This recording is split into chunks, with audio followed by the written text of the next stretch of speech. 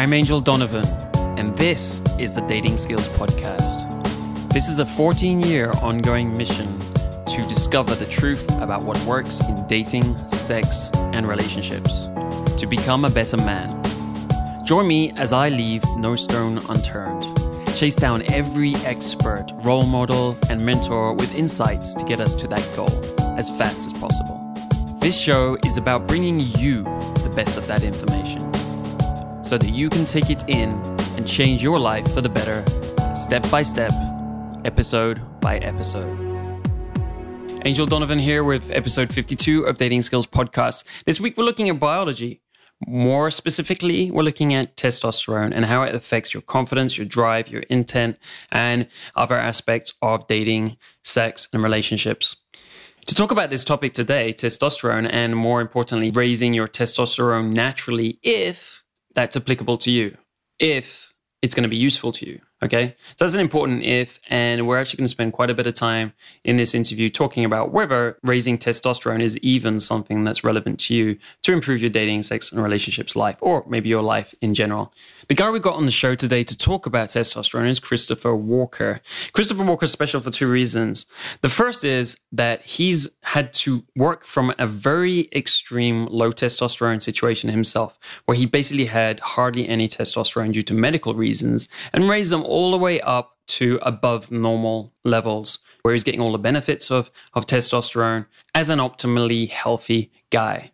The second reason is that his interest and his studies have been in neuroscience. So he's looked at some of the aspects of how testosterone affects our brains. And that's interesting because it relates back to confidence in a game, intent, drive, and all these aspects that we're more interested in from our perspective, looking at dating, sex, and relationships. Whereas if you look online, a lot of the people who are talking about testosterone, they're interested in that for muscle reasons, right? Bodybuilding mostly. So it's great to have Christopher Walker on the show. As usual, to get the transcript, the show notes, and all of that stuff, you go to datingskillsreview.com/DSP52, DSP52. Now let's get to this interview.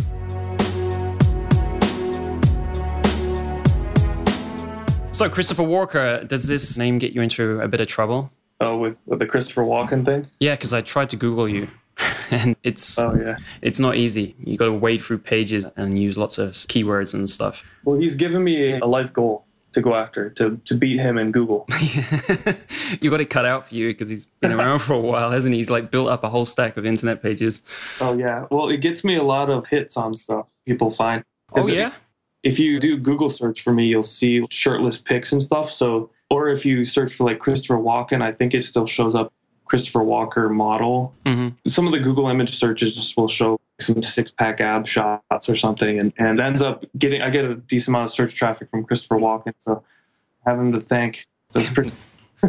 That's great, because I know I was always, if I'm going to launch a new service or anything, pick a podcast name or whatever, I'm always like, is there anything out there already? Can confuse things and everything, but it's good to hear it's working out for you positively. That's pretty cool. Yeah. And plus I like him as an and just being in LA and Hollywood, like everyone I meet, they're like, "Oh, what's your name?" It's like, "Oh, Christopher Walker," and they're like, "Oh my gosh, that's a great name." Some people don't even put two and two together, and they're just like, "That's a strong name." We're like, "All right, whatever." It's a good thing. So, what is your background? How did you get into all of this testosterone stuff? Was it by accident, or what happened? Kind of. It was, I guess, a bit serendipitous, but it was also very deliberate. So if that makes sense, both things could happen at once. So essentially, my sophomore year of college, I was diagnosed with a brain tumor in my pituitary gland. One of the biggest things it was doing was blocking my testosterone. It was kind of like having for a visual, it was like having a rock in a funnel.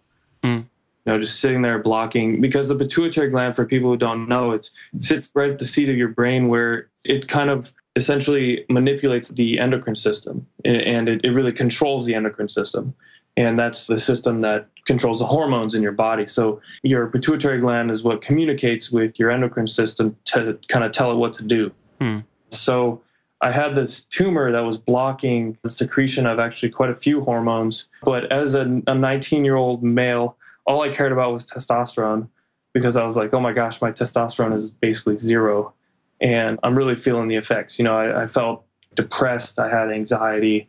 I was rapidly fluctuating in my body fat and my weight. It was really, I had to have these weird swings. At one point I was super skinny. At one point I had like 30% body fat. So it was really kind of a crazy period of my life.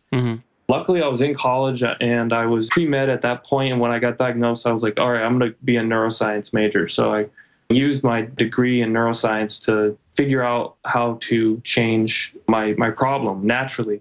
And that was something I was really vehement for. It was basically using natural means to increase my testosterone and to get over this brain tumor issue, because the tumor itself was not cancerous, or is not. I mean, I still have it actually. So you're saying it's not malignant, right? It's just a benign tumor. Yeah, because when you say tumor, I think everyone's like, oh my God, when's he going to die? But if it's benign, then you can have it for life, right? It's not a problem. Yeah, and the issue is with this specific type of tumor, it can be a hit or miss, and that can also fluctuate. So we kind of have to monitor it every 6 months or so. I get an MRI to make sure it's not growing. But I was kind of faced with the choice of either getting it removed immediately or just doing what I'm doing right now, monitoring it, and then going on some kind of a hormone therapy. So I chose to not get the surgery because I actually had a friend in college who had the same tumor. Oh, wow. And it was actually pressing on her optic nerve or something. It was messing with her eyesight, which is another common thing with pituitary tumors. And so there's some risk there with your eyesight. It can give you like really bad headaches. Right. But she got it removed and there was a bit of an issue. And she was a little bit different afterward, a lot more anxious and, just slightly off. So I was a bit scared about the tumor getting it removed. So I just thought, okay, I'm going to play the odds here and just try and figure this out on my own. I'm a capable guy. I can figure this out. Yeah, it's a great attitude, man. I think it seems like this is more common. You've known a girl who has this, and one of my ex-girlfriends had this right next to the pituitary gland also, and she used to get headaches. And so I don't know if it's pretty common, but that's... Yeah, I think they are pretty common, actually. I have this theory that a lot of issues that people have that they think are psychological are actually really biologically based. I think totally agree with you there. 100%. Yeah. And we were talking about this earlier before we started recording, how people really need to start addressing their biology a lot more, because really a lot of behavioral things are rooted in biology. Yep. So I would say essentially, with the fact that we know pituitary tumors are actually pretty common, have a wide range of effects on people because they can all be slightly different. They can manipulate certain hormones differently, but a lot of our behavior is based in our hormones. And if people are experiencing really strange issues, things that kind of come out of the blue. Over the course of a couple of years, some people's personalities might change a ton. Right. If you're around someone like that, they may have some kind of an issue, a benign tumor in their brain that's causing some kind of hormonal imbalance. So it's actually a worthwhile thing to go get an MRI and just to get it checked out, or maybe run even just a hormone panel to see if the doctor notices anything. Right. Totally. Yeah, I came into contact with this because I didn't really think that much about it before. I thought about it a bit in the coaching and stuff. I kind of noticed that guys had different anxiety level. The psychology stuff doesn't seem to always work for them. So I was thinking more about biology. But then about 2 or 3 years ago, I was rushed to hospital thinking I had a stroke. And it turned out what I had was some brain inflammation. Just before that, for the 3 months before, I had super crazy anxiety that I'd never had in my life, right? I kind of thought I was going crazy or something because it was just like I had to control my mind all the time. So, I can totally relate. It was a biological thing that was fixed afterwards. It was just like lowering the inflammation and finding out what the cause was. It was all biological. It had nothing to do with psychology. So if anyone's out there and they're basically thinking, I'm kind of feeling emotionally different these days compared to a little while ago, it could very well just be some kind of biological issue, whether it's a tumor or something else.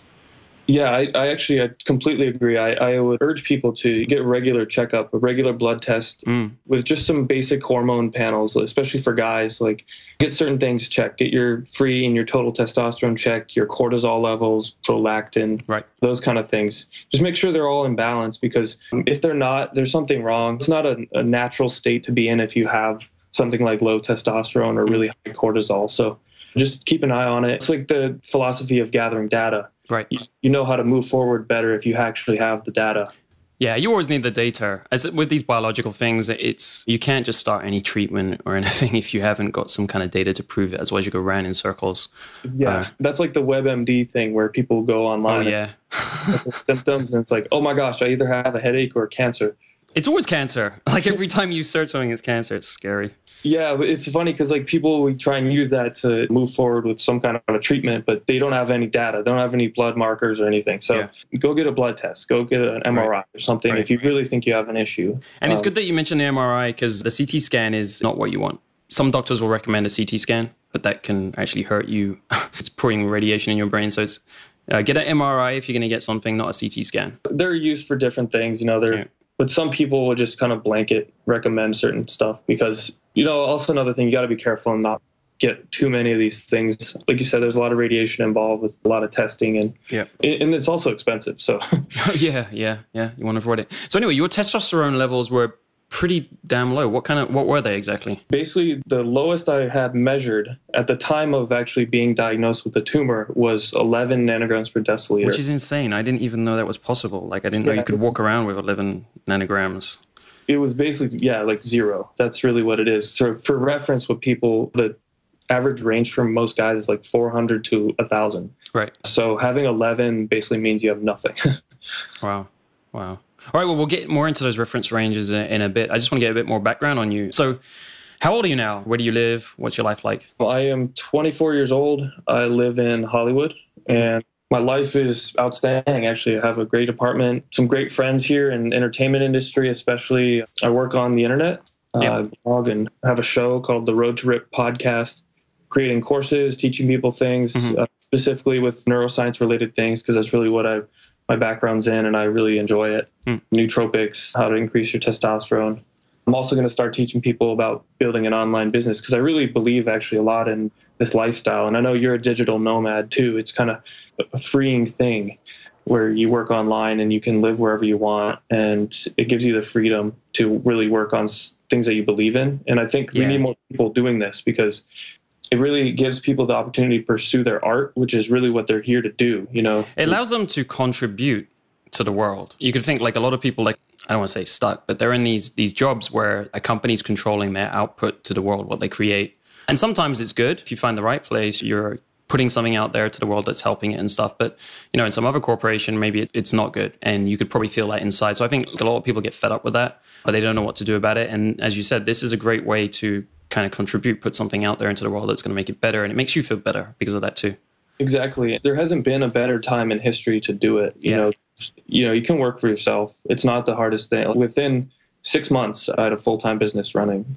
So it doesn't take that long, especially if you're already in a job and you have some money saved up. Right. You'll be fine. I think if you do it intelligently, people can really not take much time and just work really hard at it and have a full-time business for themselves. Right. And I think the main thing is take something you're passionate in because you're going to have way more energy to contribute towards it. You don't want to get bored. Right, exactly. Like you say, it takes maybe 6 months or so to get it running. So you do need to have a bit of energy. If you've got to be passionate about whatever you want to do, then that's what's going to get you through that for 6 months. All right, man. So in terms of dating and relationships, what is your lifestyle like today? Do you have a particular philosophy or anything like that? Dating and relationship. It's interesting you ask that, actually. I'm at a turning point, I think, in my life where I've done the casual thing up to this point and starting to become hollow. Right. I'm looking for something pretty significant in my life, but those are things you can't really force. So I'm kind of just open to it. I hate to say settling down because I'm not settling down. I won't settle down until much later, but I'm settling down in terms of going out all the time, drinking a lot and that sort of thing. So I just I'm trying to focus on my businesses and meeting women just out during the day. I'm kind of tired of going out at night. So I'm starting to appreciate sleep more. So I think maybe means I'm becoming an adult. I'm about to turn 25. So it sounds like you're becoming responsible. Just even in this shift, I've met a lot of great women recently, just out and about, out at the pool or out at the grocery store and whatever. Right. It also helps you when you make that shift of becoming more responsible in your daily life. At least with me, I feel like it's empowered me a lot in terms of the way I think about myself. And that kind of radiates out into other people. Other people notice that. Do you mean your business or the way you're changing your approach to kind of dating and relationships? Both. Right. I think it all kind of works synergistically. As I become more confident in what I do online and in my businesses, it also builds into my life more too, where, that confidence kind of rubs off on other people. I'm happier. Totally. It becomes easy to meet people too. You kind of attract people. There's like a magnetic thing going on. Yeah. Well, I think some of it is you're doing stuff in life, you're putting stuff out there, and that attracts more people because you're just doing more stuff, right? So it kind of makes sense. You're doing more stuff, you're putting more out into the world, and you're meeting people through that. You know, you're probably meeting a lot more people because your business and what you're doing right now, and they got a lot more in common with you as well. And I think that works as well as the positive kind of vibe you've got because you're just happier in what you're doing. Exactly. Yeah. Well put. Great there. Well, it's great to hear. I was just interested. You said you've kind of got to this point where you're over the casual thing. Is there anything you noticed about that? Did some things happen which got you to that kind of critical mass? Are there any particular changes in your life? Maybe you dated 10 girls. I don't know. Is there anything you can think of that kind of got you to that point? I think it was just, an accumulation of just years of being casual about relationships to the point of I would never try and actually hurt anybody. Feelings get hurt. I'm just a bit tired of that. And I started to notice that it wasn't adding anything to my life and it was only taking time away from myself from things that I really wanted to focus on. And when you're in a situation where you're not all in, especially if the other person and you don't have the same expectations, if they're not in line, it can be a very draining thing for both individuals. Right. So it's been enough of that. And I think I'm going to move on and try and develop more meaningful relationships. Right. Well, actually, everything you've said is very, very common. Guys will get into studying this area of their lives. They'll see more women and so on. And all of the things you just mentioned come up after a while. And eventually, they typically start realizing they're unhappy and, this isn't adding to their life. And it's more of a distraction. Once you kind of get to that stuff, I found that guys will get much happier when they make a decision like you, where, they're going to focus on relationships which are going to give them back and they're going to be able to give back also. Because I think some guys will get out there, they can see that maybe they're hurting girls because they got different expectations and stuff and pretend it doesn't affect them. But I think it affects all of us because none of us kind of want more negative emotions in our lives. If you've got those different expectations going on, then at some point it's getting through to you and maybe on a subconscious level and it's not making you happy about what you're up to, right? I agree. Yeah, I think at the root, most of us are good people. We don't want to hurt other people. So even if both parties are kind of trying to hide their emotions, they still get through. I totally agree. It's just kind of at a certain point, most of us are looking for something more significant than that. Yeah, totally. And the thing I found is just through the business and stuff, because we've created businesses which kind of map our interests in life, I meet a lot of interesting girls as well, just through, like I said, doing what I'm doing, right? Because it's linked to my passions and everything. So all my work and a lot of my time, because whatever you're going to work on is going to take a lot of time.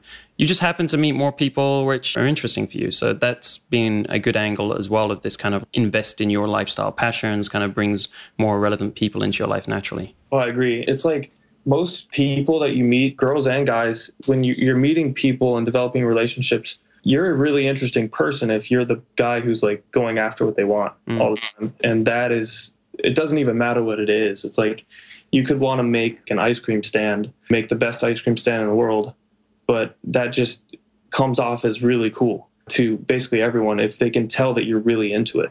So when you tell people like, oh, I wrote a book, or oh, I teach people through courses, or I have a show in iTunes, and they're just like, oh, that is the coolest thing, because they can tell you love doing what you're doing. So it just kind of like radiates out of you that you're really passionate about what you're doing. And it doesn't even matter at a certain point. Like most girls, they don't even care like what it is. They're just like, oh, this guy he's going after what he wants. He's ambitious, confident, happy with what he's doing. So it's beneficial to focus on those kind of things, I think, for a lot of guys. Right. Aside from just, oh, I got to go chase girls all the time. It's really beneficial to pour yourself into something, because then it becomes magnetic. You become an easier person to talk to. You're more interesting. You're more passionate about a lot of things because you learn everything. You're witty. It kind of like develops. I don't know. Entrepreneurship, I feel so strongly in it as a personal development tool. It's because you're constantly having to do new things and push out there. And the more you do, the more confident you get in life. It's just like more action brings you more and more confidence over time, because you can deal with anything. Entrepreneurship, it's like there's up and down every day or every week. It's going up and down all the time, like good results, bad results.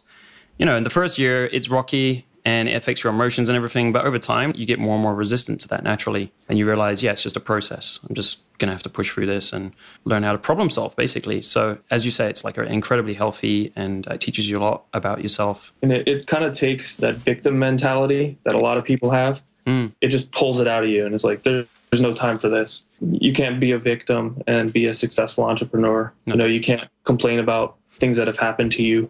or worry Right. about things that might happen. Just kind of have to roll with the punches and be very self-empowered. Yeah, that's interesting. I mean, because if you are working for another company, you're not fully responsible for your wealth, that angle. Whereas when you become an entrepreneur, you have to become responsible. It's you now. You can't just say, I'm receiving a paycheck. It's going to come in every month. And then it's like company's fault or it's a CEO's fault or wherever. It is all your fault. So that's a very good point you made there. That translates directly into personal relationships too, because it helps you really take charge of the problem solving in your relationships. Just being that person who's always going to be like taking charge of things and taking responsibility for their actions, as opposed to someone who's like the same guy who complains about getting fired because of negligence or something is the same guy who's like blaming his relationship problems on a bunch of other people. I think it rubs off and kind of works everywhere in your life at once. Totally agree. Responsibility is the key word there. Just take responsibility for yourself. This is a good conversation, man. Didn't expect to talk about this.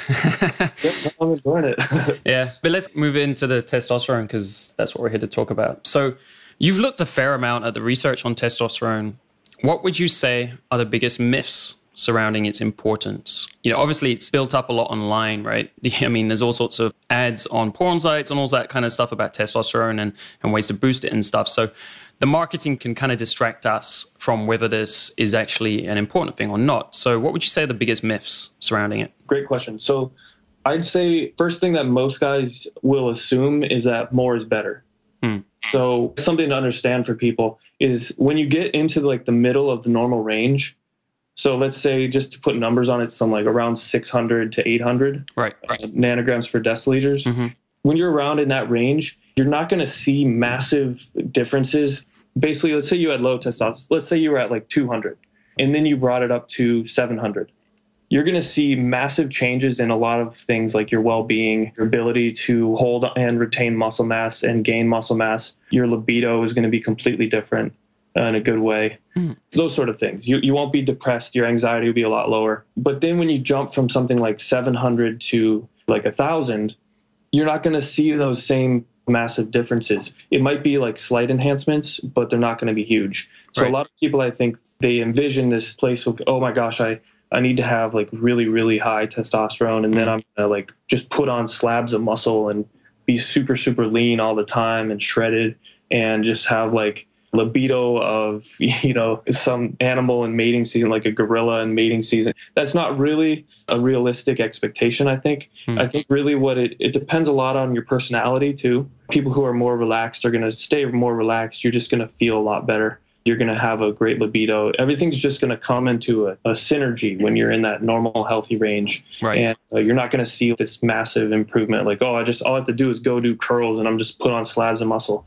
That's really what happens when people are taking to the extreme and supplementing with shots and that sort of thing and trying to get their testosterone way up 2, 3, 4 times the normal amount. That is when you have like these really unrealistic things. But what you're doing is you're really just screwing up your endocrine system because you're giving it an unnatural amount of these hormones. And that's where things like steroids and that sort of stuff just really screws you up. Right. I actually know a few people who are taking steroids, started recently.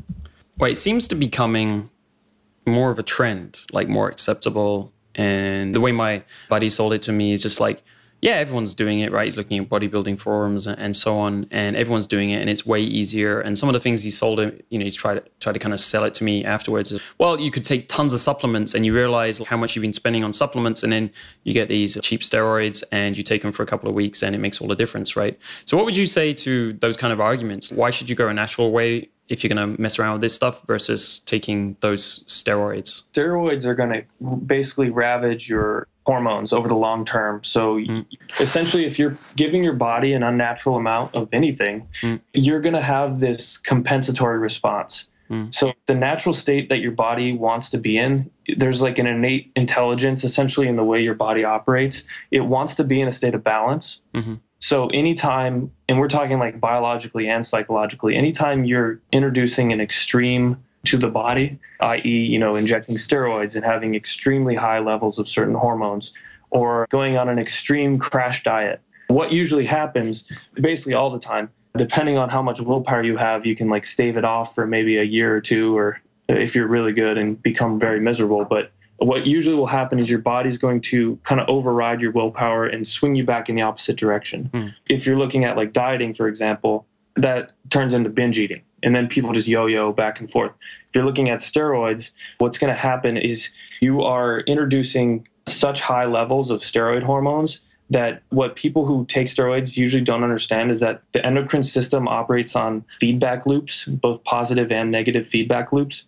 So when it's running normally, there's a reason that you can't get much higher than like, say, 12 or 1300 testosterone naturally, because your body running on these feedback loops. So when you get to a certain level that's unnaturally high, well, you'll never get there naturally, but if you're reaching that threshold, your body with these feedback loops is kind of telling itself through regulation of other hormones that, okay, we're high enough. This is enough. We don't need any more.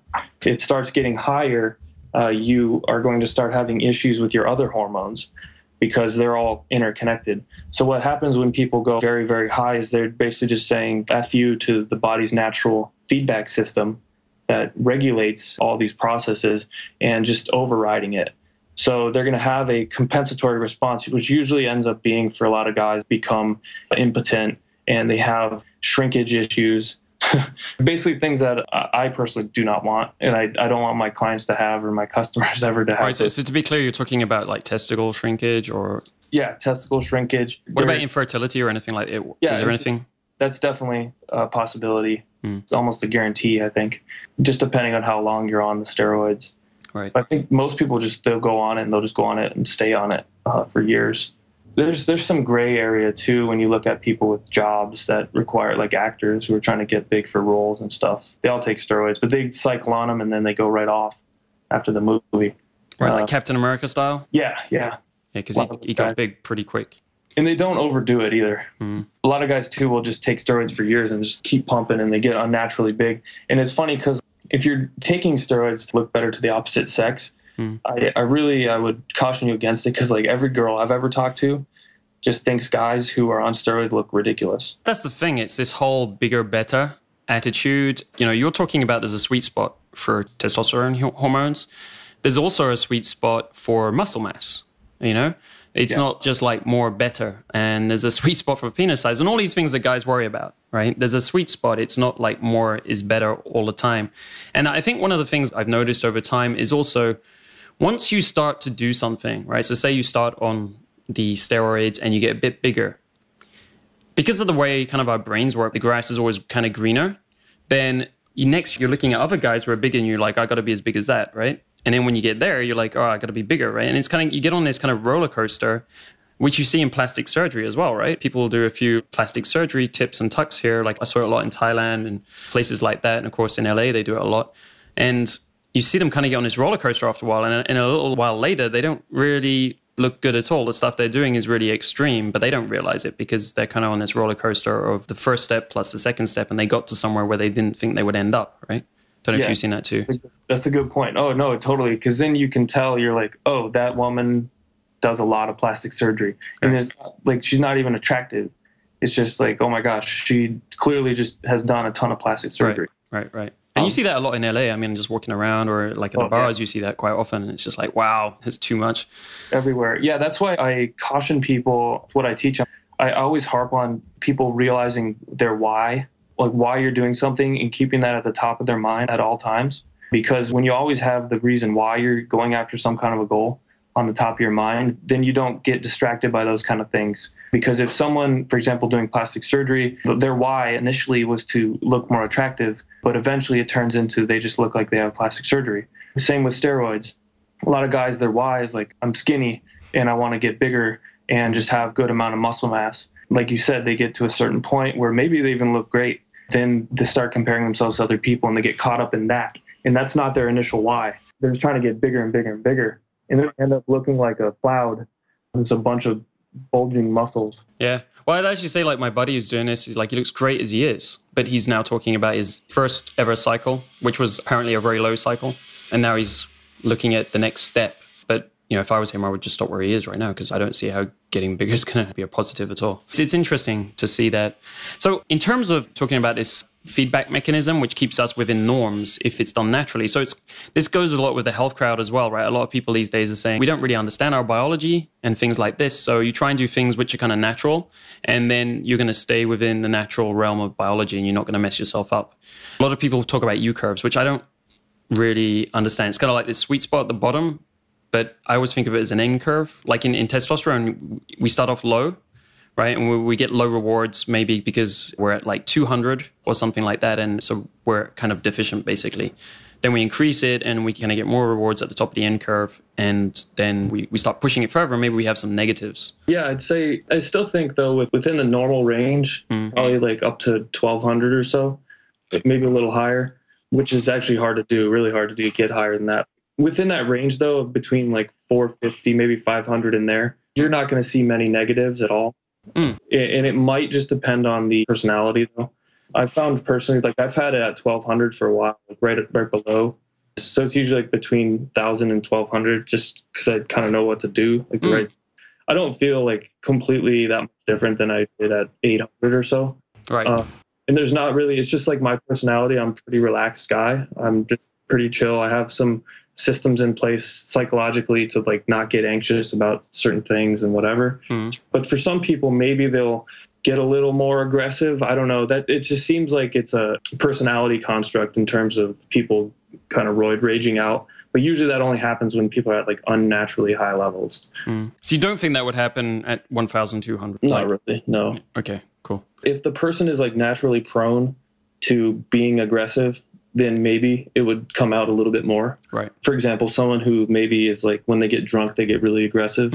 Those kind of people, maybe if they're at the very, very high end, they might be a little more aggressive than usual, but probably not. It definitely gives you kind of more drive and control over your life. So I guess if you're thinking about it like psychologically, then if you kind of got repressed anger and you have more testosterone, you're more free to push it out there when you have a normal or high testosterone level. Would you say that makes sense? Possibly. I think maybe what's the better personification of like a high testosterone level is that you feel like a man. In that feeling, you are very confident. You're confident in what you have to bring to the table.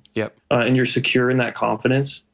You're more secure than if you're at 300, 400, and you're just because you're worrying about that kind of issue. So maybe if you feel very strongly about something, you'll feel more secure in asserting your point. Right. Not necessarily being like overtly aggressive.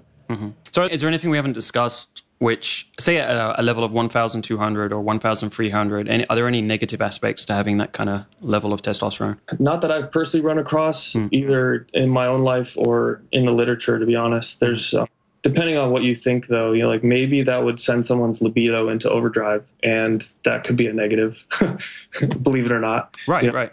It could be very distracting to try and get work done and that sort of thing. So, right. So that's actually something I wanted to bring up, which is a bit more of a tangent, but if you look at a lot of studies on different ethnicities, you see that there are different levels of promiscuity or, you know, sexual activity, STD rates, and, you know, all sorts of implications over their life. And they also even try to tie it down to productivity and things like that. There's a fair number of studies out there. Like they have seen differences between different ethnicities. And obviously there are different levels of testosterone, natural ranges of testosterone between these ethnicities.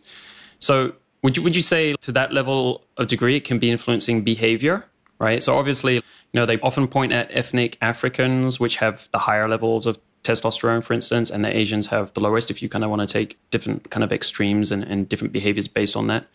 Is that something you would say is possible based on different levels of testosterone? Do you think it's related to something more complicated about those ethnicities, or is it just the testosterone, for example? Yeah, I don't know. I haven't seen those studies. I'll just go check those out. Yeah. I think it's probably a good mix of everything. Common sense wise, it makes a lot of sense that if you do have a much higher level of testosterone, regardless of ethnicity, like if your testosterone is higher and that ends up leading you to have a higher libido, and you'd probably be less productive in general because you're always just thinking about sex all the time. Right, right. So that's just common sense. But yeah, I haven't actually looked at the studies. Be interested to look at them. So when you boost with steroids, would you get this kind of, let's say, over-enhanced libido as well? Would that happen? I'm not sure about that. I don't know.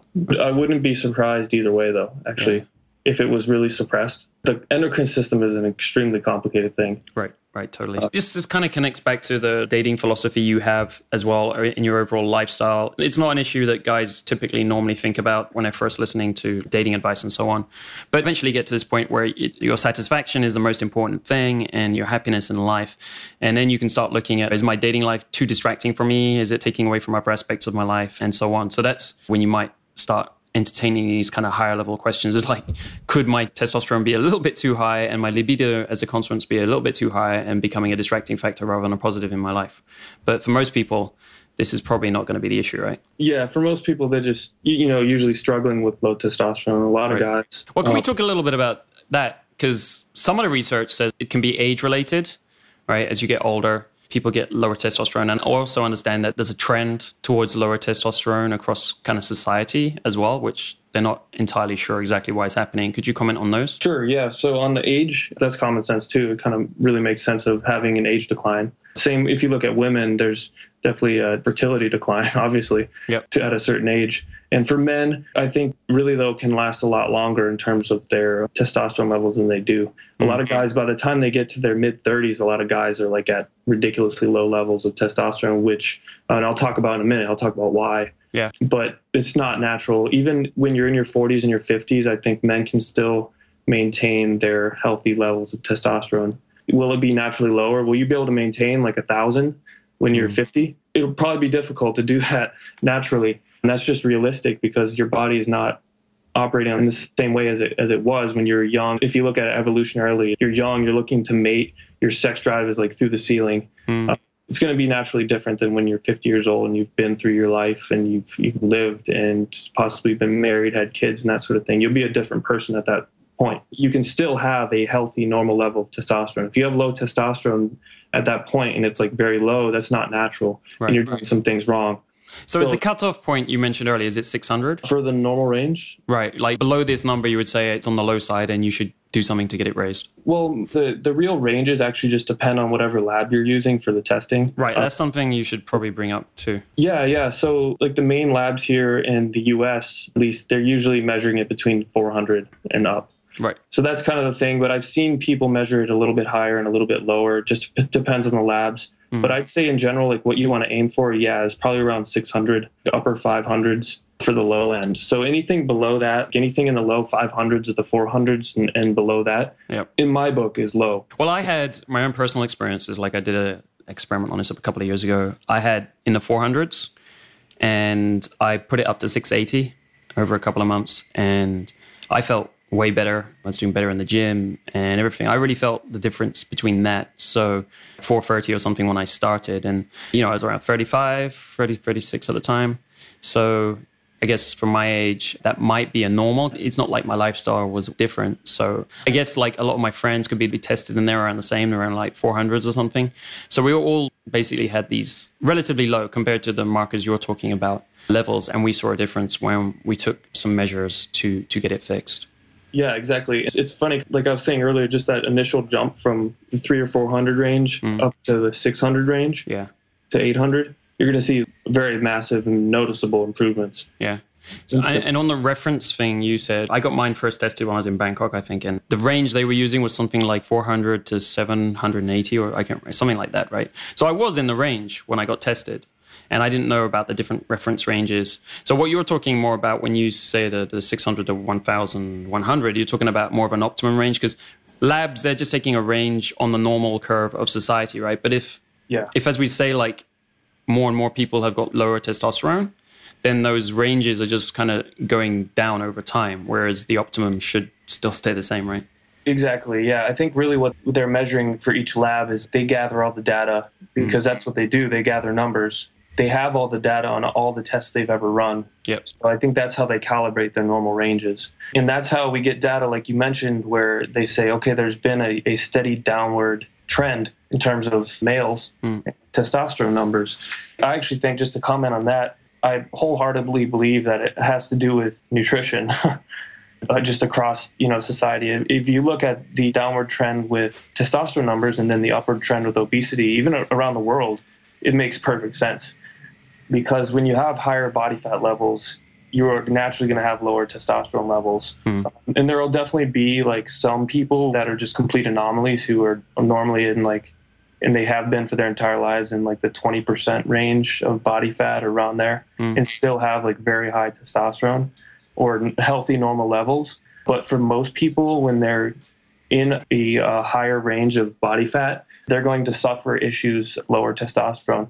And basically the biggest thing that I tell people to do right away to increase their testosterone is to decrease their body fat levels. If you do it intelligently with good nutrition, you're actually doing a lot of things at once in terms of bringing your testosterone back up.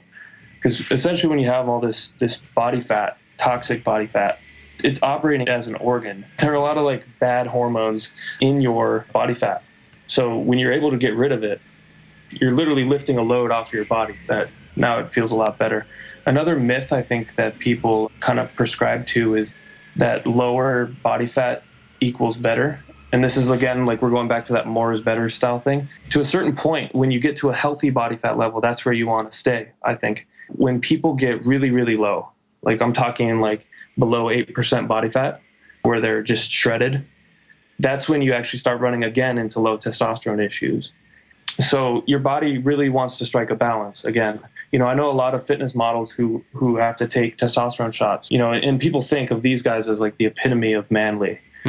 They're just tons of lean muscle tissue. They're shredded to the bone. They're just jacked. It's funny because they all have really low levels of testosterone, like 200, 300. So they have to take shots to keep their testosterone high enough so that they can keep training. Wow. So what is a good range for body fat? If you can get to very, very low end, if you get to 8 or 9% over a long period of time of healthy training with a small calorie deficit over like a couple years, I think that people can maintain that with high testosterone. And I've done that myself. Like I stay right around 9% body fat and keep my testosterone high. And then at the higher end, I'd say maybe like 15%. So within that range of maybe like 9 to 15, 14 to 15% body fat is usually where you're going to have your highest levels of testosterone, and you're going to feel great too. I mean, you're going to feel more athletic. You'll feel light on your feet. You'll feel healthy.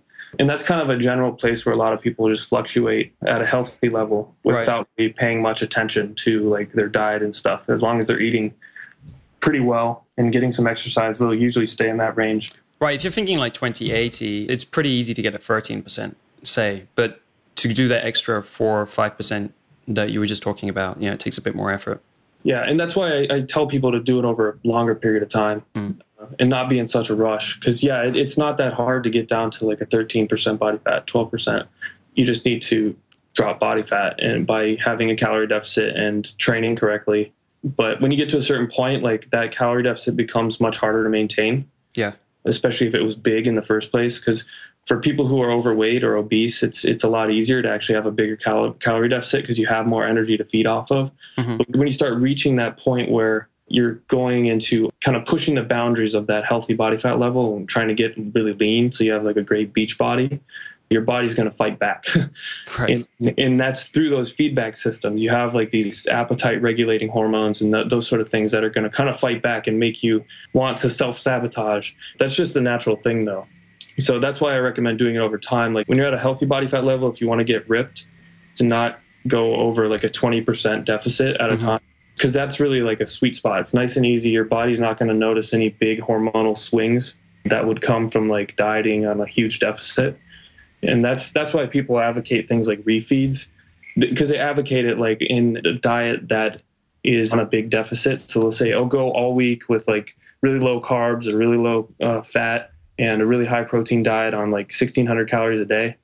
Then on Sunday, you do a refeed where you can kind of eat anything you want just to, upregulate all the right hormones and reset your hormones for the next week. I tend to think diets like that just kind of miss the point. It's like you can have a much smaller deficit all week, and then you don't risk all the binge eating on that one day to just completely overrides everything you just did over the week. And you don't have to crush your hormones every time and make them have these wild swings back and forth. You can just have a smaller deficit where you're kind of hitting that sweet spot and grooving it over a period of like 6 months or 12 months and really just keep your testosterone at a nice healthy level the entire time. You can train harder, you sleep better, you have less anxiety, you don't feel depressed, you don't crave a bunch of food. So that's kind of the approach that I advocate. Right. That's actually what I do too. And I just picked up on it's the mental stability issue as well. Like you say, because I did once a week crazy refeed thing for about 4 months or so. I would get headaches at the end of that day every time. Yeah. I'm not sure exactly what was doing it, but it was really messing with my biology and it wasn't fun. And also I'd noticed that when I tried to work those days, it was much harder as well. I couldn't get stuff done and I was all over the place. I was like more ADD and things like that. So there's something to that stability point you just mentioned. Like on those refeed days, I've been on diets like that before. And I know that feeling where you just eat and then you just want to fall asleep. You literally can't think. You have this brain fog and you're just like, oh my gosh. Not to mention your GI tract.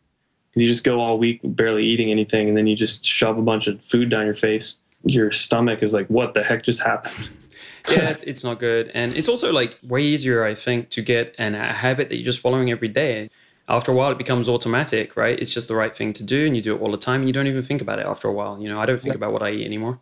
That's what I like to tell people, too, is to shift their focus away from their diet and nutrition. Yeah. Especially if they're trying to achieve goals in that space, in that realm of their fitness. Mm-hmm. It sounds so counterintuitive, but it's usually what works, because when you're always obsessing over what you're eating and or your specific goal, it's like, oh my gosh, I have to get down to 9% body fat. I have to do this. I have to lose 14 pounds or whatever.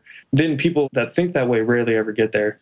It's when they dial in what you're doing, where you kind of every day it's on autopilot and you're focusing on other things. That's when you actually start hitting your goals, and you're not in a rush because you're patient about it. You're like, I'm going to spend like 6 months, 12 months, probably get to my goal, but I'm in no rush. Right. I'll get there. And it's not like it's this draining ordeal.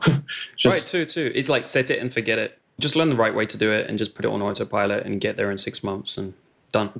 Right. So you mentioned fat was toxic. Could you elaborate a bit on that? Because you hear a lot of things about fat is estrogenic, which has this contrasting relationship with testosterone.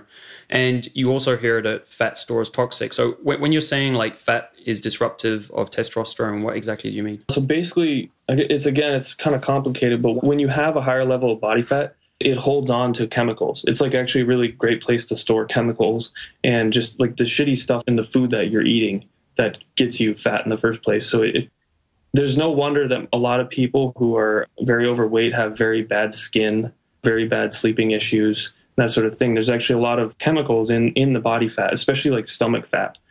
Really what it ends up doing is acting as an endocrine organ, which is really kind of an odd thing. But like your fat is actually secreting hormones because there's just so much going on in it. It's like a living organ. It's kind of nasty to think about. So when you have all this foreign stuff, kind of introduced to your endocrine system, again, that's like a very complex interplay of feedback loops. Then it starts kind of disrupting things. You start having a lot of GI issues. You have a lot of psychological issues, depression, anxiety, that sort of thing, because it's also influencing your gut, which your gut is a very important thing. I haven't really talked about it yet, but basically people call your gut your second brain because there are like 100 million neurons in your gut, which is crazy. And a neuron's like a nerve cell. It's like your brain cells.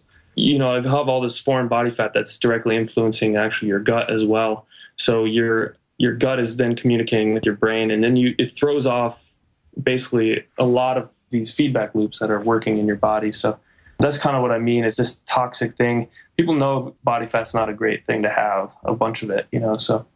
Yeah, what I want to make sure we've done here, which I think we've done, is like give guys a bit more clarity on why it's a bad thing. Because the more reasons you have to start taking action, the better. Through this discussion, if they learn that fat is also bad for my testosterone, it doesn't look good as well, right? And all these other things, then we've got 8 reasons to do it. It makes it easier to do. Yeah. Like you said, it's also estrogenic, and, it kind of spurs on the production of estrogen. Guys have problems with their man boobs. I think it was like, I forgot the exact medical term for it. But when men... Gynecomastia or something. Right. Yeah, they start developing the man boobs. And that's actually a product of having this excess body fat where it's secreting estrogen. So that's kind of a bad thing. Yeah. So estrogen is the opposite of testosterone. There's actually a kind of a discorrelation between it, right? It's like a negative correlation between the two? Somewhat, yeah. It's a little more complicated than just like a direct one-to-one. But I'd say actually more of a direct negative correlation is actually cortisol with testosterone. Right. Well, let's to kind of finish on from the diet thing. I know one of the big things you recommend is cholesterol, which also has kind of a weird reputation in the world of health, especially if you're watching TV and the media and everything. For the last 30, 40 years, cholesterol has been something to avoid. So, eggs, steaks, anything else that they saw that had high levels of cholesterol in it. So what is your point about cholesterol and testosterone? So cholesterol, pretty simply, is just the precursor to all steroid hormones in your body.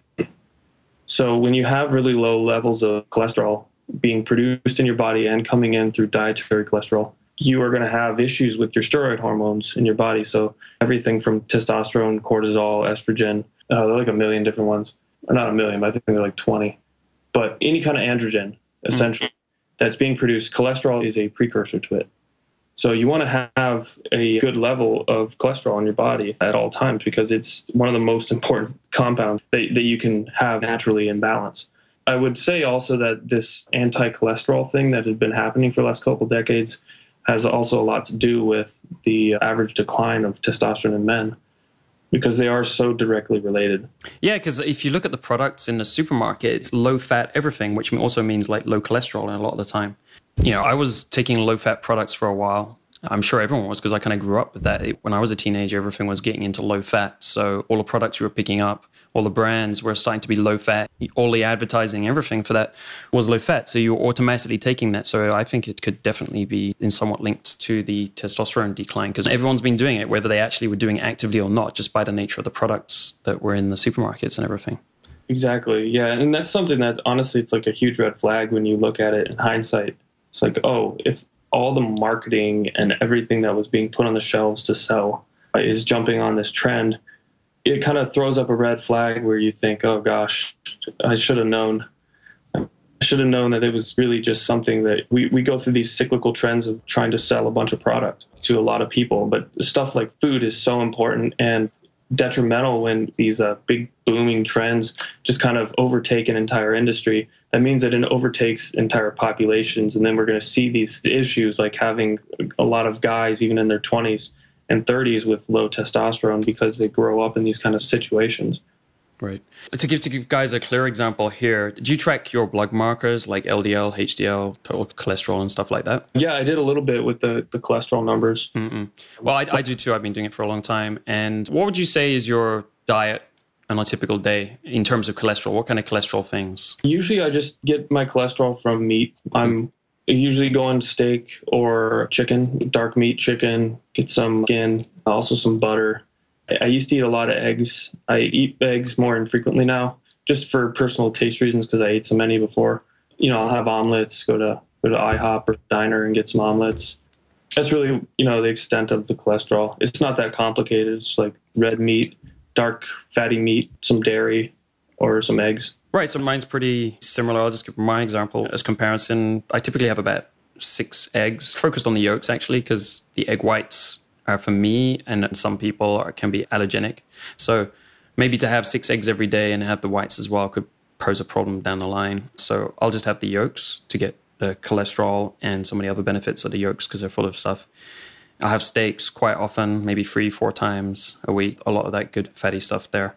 So that's kind of like the main sources of cholesterol I have. And I guess with your numbers, since I've been doing this for a couple of years or so, my HDL's up, my LDL's down, kind of steadily over time. I haven't seen the reason we're supposed to be avoiding cholesterol is because our LDL is supposed to go up, right? Which is bad. Yeah.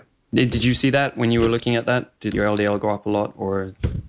Not really. Mine have always been pretty balanced. They're always just like within the range. Don't fluctuate a whole lot. Excellent. So hopefully that, makes guys feel a bit more comfortable about that. So, there's a good part about diet there with the testosterone.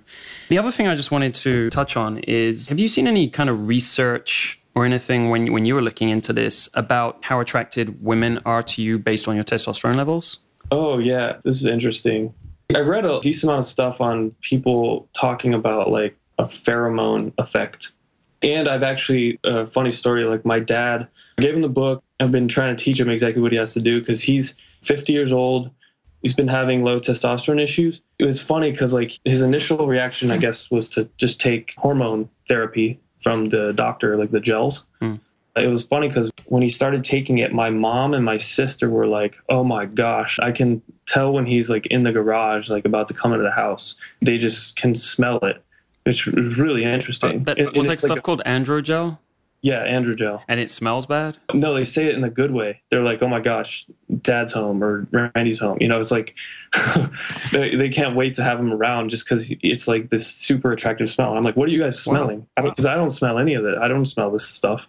Which it's interesting because there's something there where the women really can tell. And that makes sense evolutionarily too. It's like kind of a marker of fertility, protective man kind of thing. But in terms of what I've read, I read basically there was some kind of effect where the men with normal and good testosterone range are going to have a more of a presence with women than guys without it. And honestly, that kind of just makes sense with like the way a guy carries himself. It might have to do with pheromones. It might not. I don't know. What I saw is they haven't done these exact studies and controlled them where they're just looking at testosterone and they're looking at attractiveness. What I saw is this, the study where they got these handkerchiefs and they gave them to guys and, you know, they kind of rubbed themselves with the handkerchief so it got their smells and their pheromones or whatever is on them. And then they gave it to some different women and they just told them to rate the handkerchiefs, you know, based on how attracted they thought they were to the men. And what they did see was that the more genetically different you were to the woman, so they kind of looked at it from this genetic difference standpoint. So you're looking for something that's more genetically different.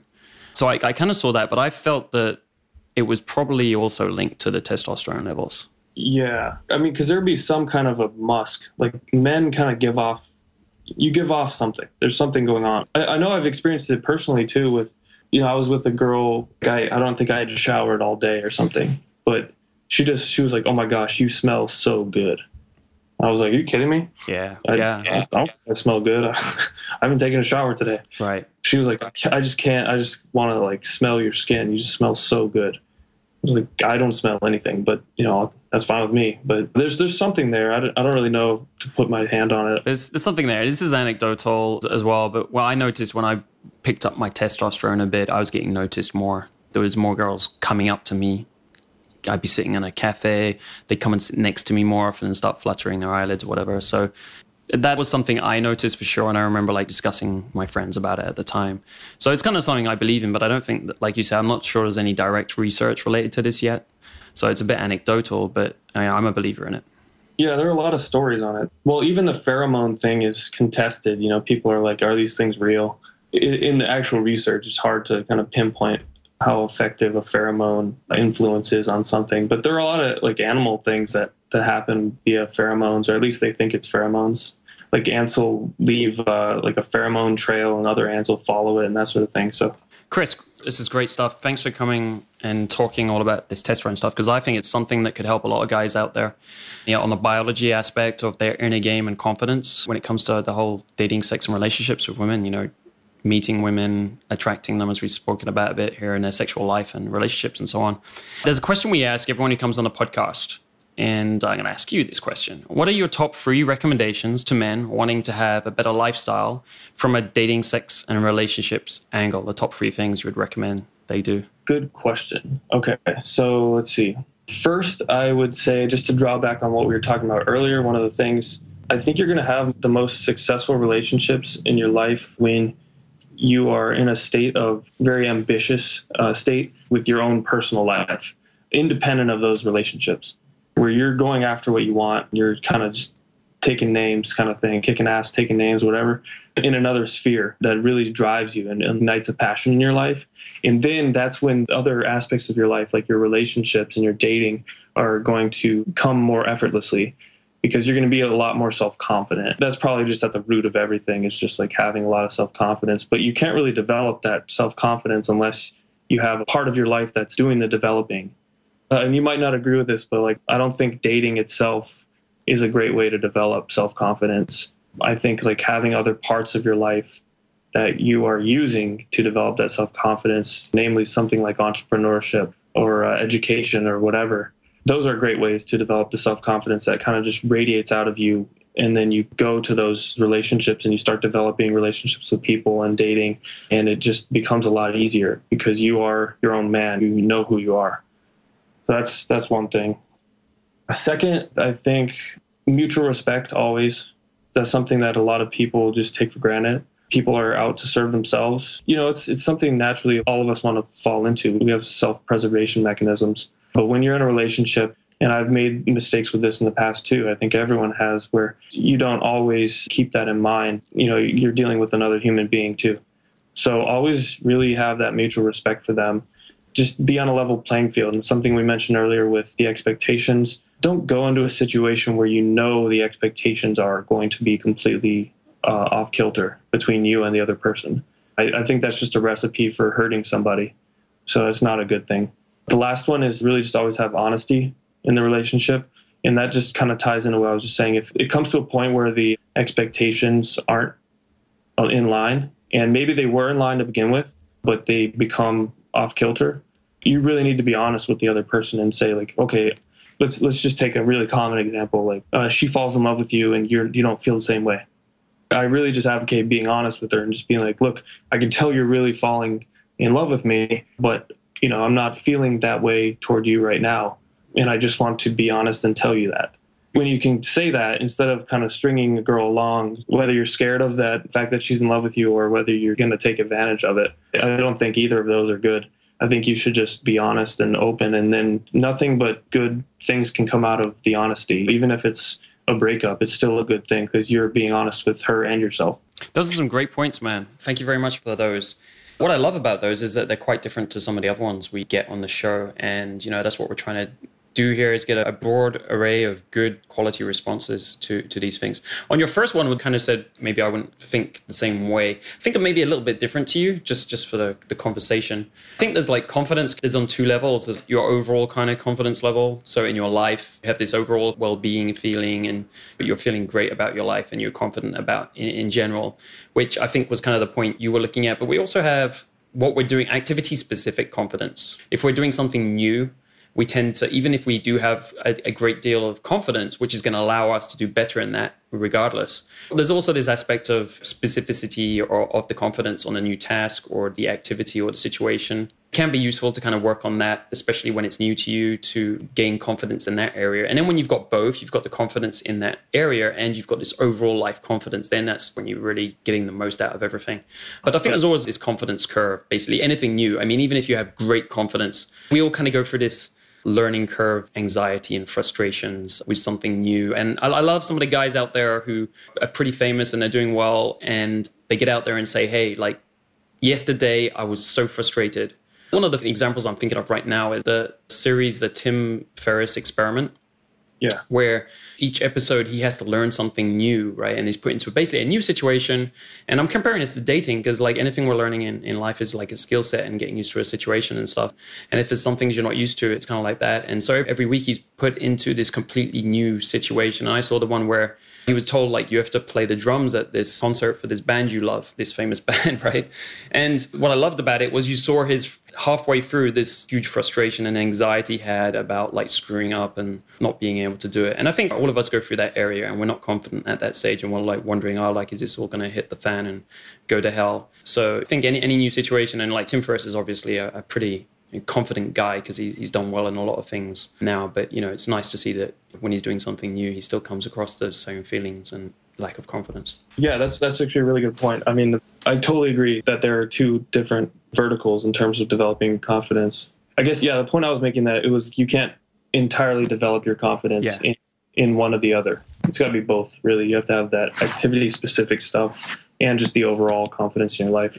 Yeah, and I totally agree with that. And it's typically what guys in this area of their life, they'll work first on the kind of dating confidence, which I guess is a bit more practical because like you're talking about long-term, we should all be working to develop our lives. And I think it's good that you brought this up because some of the guys, they'll forget about the other aspect of their life. They're just like, I'm just going to focus on my dating and develop confidence and develop skills and whatever in that area. But you'll get to this crisis point where it's not working at all for you and you're not getting more satisfied and you're getting less satisfied and everything's not working, because you can even end up sabotaging. I've seen guys do this quite a lot, actually. You'll end up sabotaging the rest of your life and undermine your confidence because you're not doing the other stuff we were talking about earlier. And so taking the focus off the rest of your life, which is the point you're making is important, can actually sabotage your dating confidence, because then you don't have that confidence of your natural life to lean back on. Yeah, and also like a lot of people who only focus on something like dating and they forget the rest, kind of just put it in the background and don't think about it, they're not actually that interesting to talk to. So at a like conversational level, they're going to hit a wall as well, because when you run out of experiences in your life and to draw upon when you're having a conversation, you run the risk of becoming boring. Exactly. And I'll tell you exactly where this hits guys, because I see it all the time. So when they want to go to the relationship stage, when they want a girlfriend rather than just meeting a girl for a one night stand or, for a short fling, girls, they quickly find out that there's not much going on in the guy's life because he's not talking about much, right? Then the guys will be like, I can't get a girlfriend. I'm seeing loads of girls, but I can never get girlfriends. And that's what I want now. And so guys, if you're out there and this is kind of your problem, this is one of the huge kind of factors behind that dynamic. Yeah, I think like just having adventures in your life regularly are a good thing to combat that. You of all people would know, you move a lot. So travel around the world and do all sorts of stuff. So yeah, and I can tell you, like, because you were talking about this earlier about all the stuff, you'll differentiate your stuff from other men just by having done this. And most girls that talk to me are kind of blown away. It seems to me that there's a scarcity of guys going out there and doing different stuff. It's not like I feel like I'm doing anything special. For me, it's just like life as usual. So I'm still kind of surprised when the girls are like, wow, you've done so much, and just being like doing what I want to do. That's all it is. So it seems like, to me, there's not enough guys getting out there and doing what they actually want to do. Well, and that's so attractive when you finally meet anybody who does that. You're like, oh, this person is awesome. I want to talk to them. I want to hang out with them because I want to hear their stories, because they're out doing things or having experiences. Yeah. Well, man, it's great to hear. We were talking about all the stuff you're doing, and, it's great to hear all the stuff you're doing. We were talking about you're a musician, you're into the nootropics, you're into the neuroscience, you're into all of these things that you love. You're only 24 years old. That's just amazing. Yeah, no, I've been blessed to be able to figure out how to do this early on. So it's been good. I made the decision after college. I was like, nope, no more school. I'm just going to go start a company. I started a company my senior year in college. So that was like how I left college. And I never tried to go get jobs and that sort of thing. Just tried to start a company. And that first one, we actually failed miserably. Just so I'm not painting like too rosy of a picture. We lost a ton of money. Right. I did that too with my first companies. We don't want to paint this picture of like, oh yeah, just so easy, just go start a company. The first one or two, you're just going to completely screw it up. And that's usually how everyone does it. But you learn a ton, and then it puts in your mind, it gives you that bug where you're like, I'm going to always just go after whatever I want. Yeah. I think that's a really healthy mindset, at least in my opinion. But yeah, no, I'm completely with you. Even though it sucks at the time, you'll look back and you'll know that those were turning points, for you, and it changed your life. And it didn't all suck either, because it's always like fun in a way, especially if you've got a partner, you've got a business partner who happens to be one of your friends or something. You can look back on those times and they're like, they were fun. Despite, it was tough and a lot of stuff didn't go your way. They're still fun times, and it's worth the experience. Yeah, exactly. I had a couple of business partners and we became incredible friends through all the crazy stuff that was going down. Like at the time, we were all so stressed out and everything. But now we're such tight friends that it's all worth it, Yeah, it's one of those bonding experiences where, you're in something together, both fighting to that same goal. It's a great bonding experience for that too. Exactly. So Chris, this has been a pleasure to have you on the podcast. I think you're a great role model for the guys out there based on your life and what you're doing. So I didn't think of that when we got you on the podcast, but it's been great talking to you from that perspective as well. Great to have you on a podcast. I hope you continue doing what you're doing and continue giving an example out there. Thanks, dude. Yeah, I really appreciate you having me on the show. It's been a really outstanding conversation, so thank you. Take control of your dating life today. Take one idea or one insight from today's episode and apply it today. Don't wait. Do it today. That's all it takes to change your life, step by step, episode by episode. Learn more about what I, Angel Donovan, and my team do at datingskillsreview.com. How we help men like you take control of their dating lives.